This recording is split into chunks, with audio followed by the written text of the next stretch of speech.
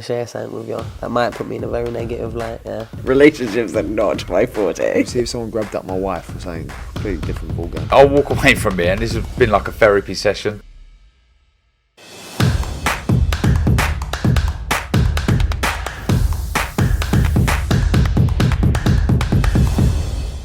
Razzaban for IFL TV, proudly sponsored by Everlast. With me, Ben Shalom. Ben, we're here, Camden Boxing Club. Lovely gym, but we're standing outside because it's a bit too hot inside. How are we doing? Very well. How are you, Razza? Good to see you. I'm good. Let's start off, obviously, breaking news last night. Dion Juma pulling out of the fight. Not just only pulling out, but also retiring from the sport of boxing. Just want to get your reaction when you first heard. Yeah, obviously devastating news. Got to know Dion, especially before Richard's fight. It's difficult, isn't it? We had sad news with John Doherty and Callum Johnson as well in the past week. And when someone has to retire from what they know, especially before a British title fight, which is a dream for a lot of fighters. I remember when Dion was in the amateurs and everyone was talking about how talented this kid was and where he could go to. And he's obviously always struggled with a certain problem with his eye, and that's opened up again. And I think health comes first. He's obviously making the right decision for himself. It's a brutal sport, and heart goes out to him, but he's a smart guy. I know he reads a lot and he's a very intelligent guy, and he'll do really well after boxing, I'm sure. Absolutely, our thoughts go out to him, and hopefully wish him all the success in whichever entity he goes into in the future. But good news for Lawal, you've got him a British title fight. I spoke to him today. I said, listen, how was the last 24 hours for you? And he said, I wasn't sure if I was fighting. I was stressed out. But I said, you couldn't get better news than fighting for the British title. He's got to be one of the most unlucky fighters that we've had. He obviously won the tournament, I think our tournament in 2019. He's the fighter, I think we've had the longest. It's been a bumpy road for him to come now, and now he gets to fight for the British title, and then you're a week away and your opponent can't fight. That was tough for him. We had 2 days where the team worked so hard. Who was fit, who qualified for the British title, and obviously David Jameson, as he's fought before in the tournament. That's only David's only ever lost, so it's a proper opponent and one worthy of a British title fight, and he's going to come. He knows this is his big opportunity, and Mikhail Lawal stays on and fights for the British title, which I know is a dream of his. So big fight for the card. A man you are absolutely excited about, Adam Azim, makes his first headline show on the card. Ryan Chartland, obviously Ryan's been around, he's a come forward fighter, he's going to come to fight. We know a lot of Adam's previous opponents have stayed on the back foot and attempted not to fight him, but Ryan's going to be the complete opposite. A lot of pressure on Adam. He's 20 years old. I recognise that. I think a lot of people are saying maybe we're putting too much pressure on him, but he wanted to headline the moment he walked through our door, so to speak, and exciting for him. This is a big test. Ryland Charlton is a fan-friendly fighter that everyone knows. He's caused upsets before. He's made fighters look ordinary before, a lot more further on in their careers than Adam. It's a proper fight, and people should respect a guy as young as Adam, with as limited experience as Adam, wanting to headline a show in front of a massive audience on a Sunday against Ryland Charlton, who's a live fighter coming to win and knows that this is his opportunity. It's credit to Adam, but he just takes in his stride. He's going to be a world level fighter, and I think he sees next week as exciting rather than anything else. Ben, the fact that he's headlining now, is that it now? He is going to headline every show he's on? I don't think, look, we'll do different shows, box office events, things like that, whatever's best for his career, but we are committed to him. We know he's got a great fan base already in Slough and around London, and it's good when you can see not only is he a really talented fighter, he's a really popular fighter as well, and for us he's the future of British boxing. We genuinely believe that. He's the most exciting fighter in British boxing coming through, and just delighted that we're here after 5 or 6 fights. He's now headlining. The dream's becoming a reality for everyone involved, and fingers crossed it can be a long and happy one. Lerone Richards hasn't been in the ring for about nearly a year now, takes on Zach Chelly, and Zach is damn up for this fight. Zach Chelly thinks he's coming to win. He says he's got the game plan to win. We only know one way with Zach, which is come forward and try and take someone's head off, and that's what Lerone needs. I think he needs to be in fights that people enjoy, that people want to see. I think his profile is not as high as his level, and that's what he wants to. He's a smart guy. He wants to fight on a big platform. He wants to develop his profile now, and that will mean when the big fights come down the line that there's a lot more promoters interested, a lot more broadcasters interested. I think it's a great fight for the card. It's an interesting fight. Lerone will want to show his level. He'll want to show his levels above. But what's good is we've got Zach Chelly, very, very confident Zach Chelly as well. Super Sunday as well. I know he's touched on it last week, but completely different. Basically, the show will be finished by about 7:30 p.m. Yeah, I think it finishes at 7 o'clock. It's going to be, honestly, that card with the English title as well. Sam Gilly against Sean Robinson. Sam Gilly was in almost fight of the year with Drew Brown last time for when he won the English title. So they live within 2 minutes of Ali Pali, both of them. Atmosphere is going to be incredible. It's going to be a different way of boxing, watching boxing. Skyer doing it in a different way, almost like a Super Sunday analysis, different pundits and things like that. It's going to be a good occasion for boxing. It's on Sky Showcase as well, so the audience numbers are going to be big. Sunday afternoon, British boxing, what the sport needs, and it will grow. We absolutely look forward to it next week. Ben, just a couple of things outside of next week's event. You announced the show, Chris Billam-Smith for the 17th. Yes. A lot of rumours were circulating that it might be Richard Riakporhe, it might be Eubank-Smith, which we'll come to a bit later, but just talk me through, obviously, going back to Bournemouth. Billam-Smith just sold so well last time. It was one of our best nights. The atmosphere that night was crazy, and it's rare to get those fighters and find those fighters that really have that local following and almost local hero feel.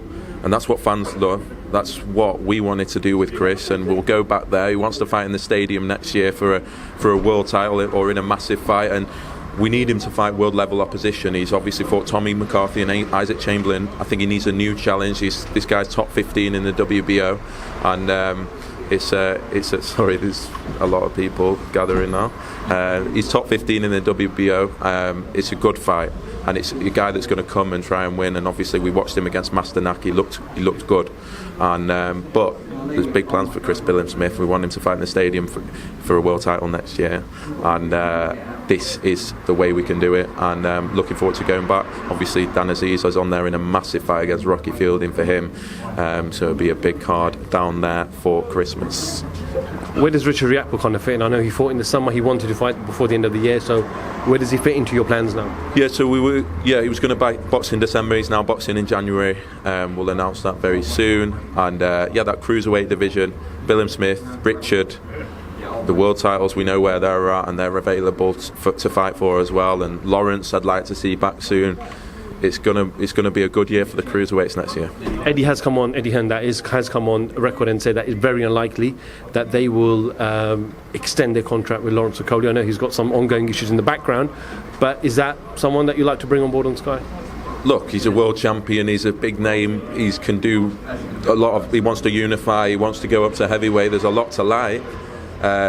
Their issues are their issues. I imagine that historic issues now. Lawrence seems to be completely out of contract now. I think that everyone can.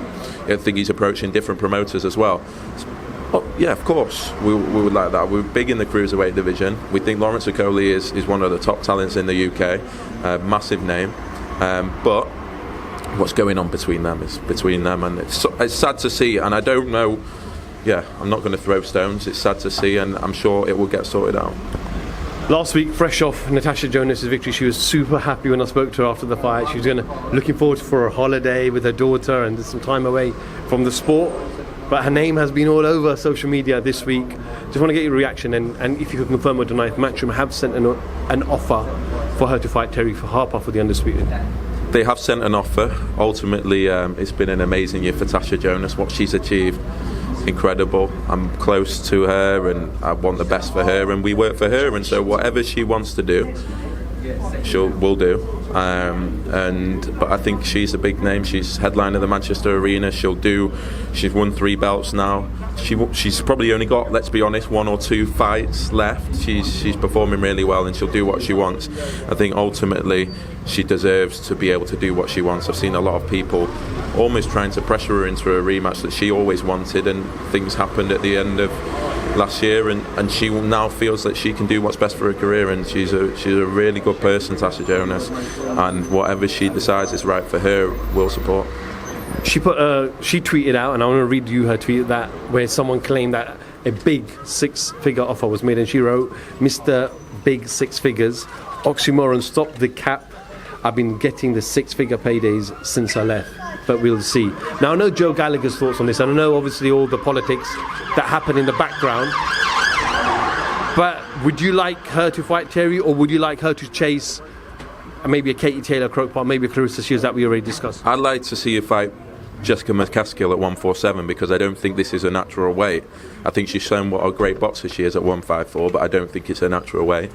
I think McCaskill still got all the belts, and that's where I'd like. And look, as I say, Natasha Jonas will do what Natasha Jonas wants to do. We've built her on Sky now. She'll stay on Sky. She's a Sky presenter as well. But she'll, money does talk at that stage in her career, and she'll do what she wants. But the pressure, that's been put on her, no one knows how hard it was for her at the end of last year and everything that went on. She's a single mum. She wanted to win a world title. She wanted to earn money that could provide for her in retirement, and she's got that. And she always felt like she deserved that, and she always just wanted to be able to achieve that. And so she's achieved all these things now. Let her do what she wants to do. She's the headline fighter. She's the number one fighter. She's done everything that she's dreamed of. She can do what she wants, not what anyone else wants. Eubank-Smith. So you've got 2 shows left this year. Next week, Super Sunday, then the 17th. Where does Eubank-Smith fit in? Next year, both Taylor Catterall, Eubank-Smith next year. So it's just about announcing the dates now. We're in no rush to do that, but it will be very soon. 2 massive fights for British boxing. Obviously, I don't want to say too much more because I don't want to get in trouble with this and get in trouble with that. But yeah, both fights that I'm really excited about, and I'll talk more when they are announced. Lauren Price got awarded MBE yesterday. Just want to get your reaction. I know women's boxing has been banging this year. Sky Sports back-to-back headline acts were both females. Obviously Shields, Marshall, and then obviously Natasha last week. But amazing to see Lauren get the recognition. What an achievement! 27 years old, and what she's achieved in boxing and in other sports and everything, and one of the most talented, one of the most decorated, if not the most decorated amateur that British boxing's ever seen. And she can now look at Savannah, Clarissa, Tasha and say, I can become a superstar in this sport. And what foundation she has, and what an achievement. I think that's one of the highest achievements anyone in or outside of sport can achieve, and obviously proud of her and proud to represent her and be involved in her. She's a special athlete, and I can't wait to see her career develop as well. Just want to ask you, obviously IBF announced that Alexander Usyk's had to fight his mandatory, which is obviously Hrgović. We're not sure what Alexander Usyk's going to do. He wants to fight undisputed. He wants to fight Tyson Fury. Eddie Hearn's come out and talked about how if obviously Usyk vacates, then potentially Anthony Joshua gets back in line, and Eddie just comes straight out. I've want purse bid straight away. What does that imply? What does it imply? Eddie's there to do the best for his fighters, and that's all a promoter can do. Obviously, sometimes you look at the bigger picture and things like that, but the rules are the rules. The governing bodies ultimately decide. I still expect to see Fury Usyk next. I think there's a lot more to that, and but yeah, I think I'm not going to say that any promoter's doing anything wrong in that situation. For boxing, I think we all know what we want to see. I still think we're going to see it. I think there's a lot of games and fun and this and that, and ultimately, I believe we'll see Fury Usyk next year. Finally, did you watch the YouTuber event from Dubai? Mayweather, Deji, with KSI in attendance. We had Jake Paul in attendance. We had everybody in attendance. Everybody in what? Everybody in YouTube boxing. In YouTube boxing. Yeah. I mean, no, I didn't watch it. I didn't watch it. No. Did you catch up with it? No. Did you see the results? No. I'm not knocking it, by the way. I'm really not. We're focused on what we're doing, British boxing and professional boxing, and making sure that develops as much as possible. And I'm sure there are benefits to those events for boxing, 100%. But I didn't watch it. Ben, always a pleasure. Thank you for your time today. It's Thursday today, and next week, fight week commences, I believe, Friday, presser, Saturday weigh-in, and Super Sunday, fight night. Ben Shalom, IFL TV, thank you very much. It's not my forte. See if someone grabbed up my wife or something. Completely different ballgame. I'll walk away from here, and this has been like a therapy session.